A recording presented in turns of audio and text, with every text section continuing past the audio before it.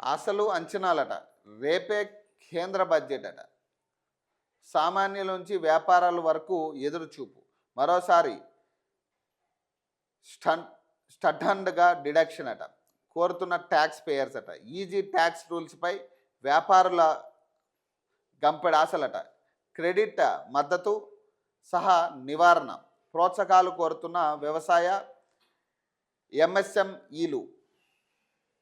రేపు పార్లమెంట్లో కేంద్ర ఆర్థిక శాఖ మంత్రి నిర్మలా సీతారామన్ బడ్జెట్ను ప్రవేశపెట్టనున్నారు. ఈ ఆర్థిక పద్దుపై సామాన్యులలో మరోసారి ఆశలు చిగురుస్తున్నాయి. ఎన్నో అంచనలు సైతం ఉన్నాయి.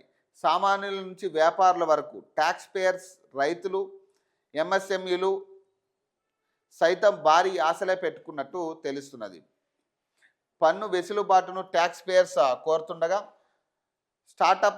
స్టార్టప్స్ కంపెనీలు, పరిశ్రమలు ప్రోత్సాహకాలను ఆశిస్తున్నట్టు తెలుస్తున్నదట. కేంద్ర ప్రభుత్వం రేపు పార్లమెంట్లో బడ్జెట్ ప్రవేశపెట్టనుంది. ఆదివారమైన పద్దు ప్రవేశపెట్టడానికి సిద్ధమైంది.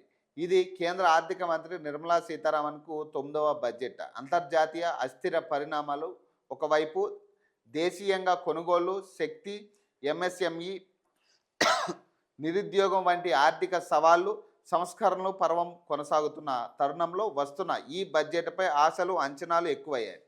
సామాన్యులు, వ్యాపారులు సహా అందరూ బడ్జెట్పై దృష్టి పెట్టారు. గత బడ్జెట్లో భారీగా ఆదాయ పన్ను ఉపశమనాలతో మధ్యతరగతి ప్రజలు సంబరపడ్డారు. ఈసారి కూడా అంతటి మార్పులు ఊహించకుండా స్టార్ట్ అండ్ డిడక్షన్ను 75,000 నుంచి 1,00,000కు పెంచుతారేమోననే ఆశతో ఉన్నారు. కొత్త పన్ను విధానంలో 75,000, పాత విధానంలో 50,000 స్టార్ట్ ఫండ్ డిడక్షన్ ఉంది. రోజువారీ ఖర్చులు, జీవన వ్యయం పెరుగుతుండడంతో దీన్ని 1,00,000కు పెంచాలని కోరుతున్నారు. హెల్త్ ఇన్సూరెన్స్, వృద్ధుల సంక్షేమం పైన సానుకూల ప్రకటనలు ఆశిస్తున్నారు. అలాగే ఇళ్ల నిర్మాణం కోసం తంటాలు పడుతున్న దిగువ మధ్యతరగతి ప్రజలు తమ కాలకు దన్నగా నిర్ణయాలు ఉండాలని కోరుతున్నట్లు, ముఖ్యంగా హౌసింగ్ లోన్, ముడి సరుకుల ధరలు తగ్గే నిర్ణయాలు ఉండాలని భావిస్తున్నారు. గ్రామీణ డిమాండ్ వినియోగం పెంచేందుకు బడ్జెట్ ప్రయత్నించాలని, అది అలా జరిగితే వ్యవసాయ రంగం, ఎంఎస్ఎంఈలకు ఊతం లభిస్తుందని నిపుణులు పేర్కొంటున్నారు. బడ్జెట్లో స్పష్టమైన, సులభమైన పన్నులు నిబంధనలు ఉండాలని వ్యాపార వర్గాలు, ఇన్వెస్టర్లు ఆశిస్తున్నారు. ముఖ్యంగా దీర్ఘకాలిక మూలధనం లాభాలపై పన్ను, స్టాక్ మార్కెట్ పెట్టుబడులు పన్నులు, వివిధ పెట్టుబడుల్లో ఒకే పన్ను, కస్టమ్స్ సుంకాల్లో మార్పులు, దేశీయ తయారీకి మద్దతు, ప్రపంచవ్యాప్తంగా భారతీయ ఉత్పత్తులను పోటీలోకి తెచ్చేందుకు సహకారం, మేక్ ఇన్ ఇండియా కోసం ప్రోత్సాహం ఉంటుందని వ్యాపారులు, ఇన్వెస్టర్లు ఆశిస్తున్నారు. జిఎస్టీ సరళీకరణలు ఉంటాయని, రేషనలైజేషన్లతోనూ మార్కెట్లో పరిస్థితులు కల్పిస్తాయని పేర్కొంటున్నారు.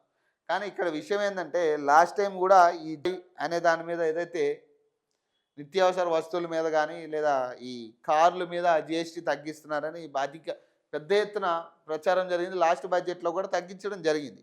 కానీ ఎక్కడా కూడా నాకు తెలిసి ఒక కార్ల విషయంలో, మోటార్ వెహికల్ విషయంలోనే జిఎస్టీ తగ్గించడం జరిగింది.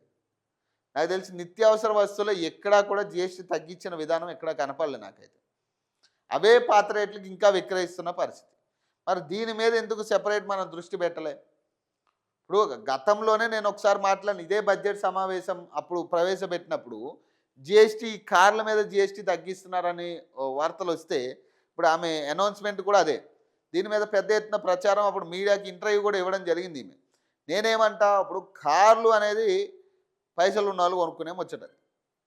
ఇప్పుడు వాడు పెద్ద పెద్ద కార్లు కొనుక్కొని, ఎంత పెద్ద కారు కొనుక్కుంటే అంత జిఎస్టీ రాయితీ వస్తే ఎవరికి ఉపకారం, అది ఎవరికి ఉపయోగపడాలి?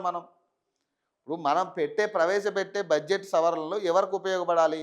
సామాన్యుల నుంచి ఉపయోగపడాలి. ఫస్ట్ బిలో మిడిల్ క్లాస్ వాళ్ళకు ఉపయోగపడితేనే దాని అర్థం, పరమార్థం ఉంటుంది. ఇక్కడ ఏమైంది, ఇప్పుడు కార్ల విషయంలో జిఎస్టీలు తగ్గిస్తే ఇప్పుడు 10 లక్షలు 20 లక్షలు పెట్టి కారు కొనుక్కుంటే వాడికి 1,00,000 2 లక్షలు తగ్గిస్తే వాడికి ఉపయోగం ఉంటుంది? వాడికి ఇంకా హ్యాపీ, వాడు ఇంకా జల్సాలు చేస్తాడు ఆ పైసలతో. వాడికి నువ్వు ఇచ్చిన 2 లక్షల రాయితీలో వాడికి ఉపయోగం ఏముండదు.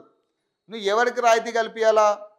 జిఎస్టీ విషయంలో నిత్యావసర వస్తువులు కొనుక్కోలేని స్థితిలో ఉన్నవాళ్ళు, బిలో మిడిల్ క్లాస్ వాళ్ళు, మిడిల్ క్లాస్ వాళ్ళు, అంతో ఇంతో అబోవ్ మిడిల్ క్లాస్ వాళ్ళు, వీళ్ళకి మనం రాయితీ కల్పించాల్సిన పరిస్థితి. ఎందుకంటే వీళ్ళు ఇబ్బందులు పడుతూనే కొనసాగిస్తారు. ఇప్పుడు వచ్చిన 30,000 40,000లోనో ఈ రోజువారీ ఖర్చులు ఇట్లాంటివన్నీ పెరిగిపోవడం వల్ల ఇప్పుడు వాడు పెట్టుబడి పెట్టుకుని ఇంటిని సాకే పరిస్థితి ఉండదు. సో అట్లాంటి వాడికి నువ్వు బెనిఫిట్ చేకూర్చాలి, కానీ తీసుకెళ్ళి నువ్వు కార్లు కొనుక్కునేటోడికి ధనవంతులకి ఉపయోగపడతానంటే ఎట్లా? ఇంకెందుకు మాకు ఇవన్నీ కూడా? ఇప్పుడు బడ్జెట్ సమావేశాలు జిఎస్టీ రెడ్యూస్ చేయడం అవసరమే లేదు. ఇక అప్పుడు జిఎస్టీ తగ్గించడం అవసరమే లేదు. ఇక ఇప్పుడు సామాన్యులకి ఏదైతే నిత్యావసర వస్తువుల మీద నువ్వు కఠినంగా చర్యలు తీసుకున్నా అక్కడ అక్కడ నిజంగా అమలు అవుతుందా లేదా? జిఎస్టీ పాత జిఎస్టీల మీదే వాళ్ళు అమ్ముతున్నారంటే ఇక పాత జిఎస్టీల మీదే వెళ్తున్నవి. ఎక్కడా కూడా నిత్యావసర వస్తువుల్లో జిఎస్టీలు తగ్గించిన పరిస్థితి లేదు ఈరోజు. ప్రతి వస్తువు మీద సామాన్యుడికి ఎక్కువ భారం పడే పరిస్థితి.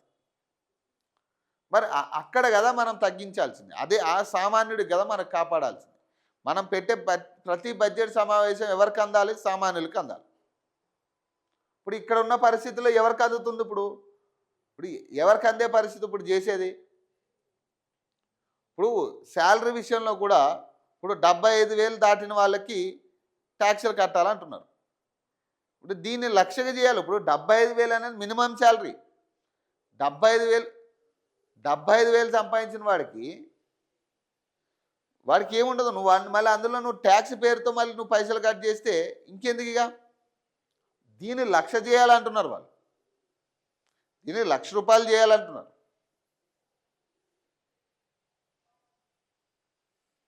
చూడాలి ఈ బడ్జెట్ సమావేశంలోనైనా కనీసం ప్రజలకు ఉపయోగపడే నిర్ణయం ఉంటుందా లేదా అనేది చూడాలి. ఇక వాళ్ళు చెప్పేదైతే 100 చెప్తున్నారు. ఇక మరి వాస్తవాలకు వచ్చేసరికి అది జరిగే పరిస్థితి లేదు. మరి కనీసం దాన్ని ఎనాలిసిస్ చేసే పరిస్థితి కూడా లేదు ఈరోజు.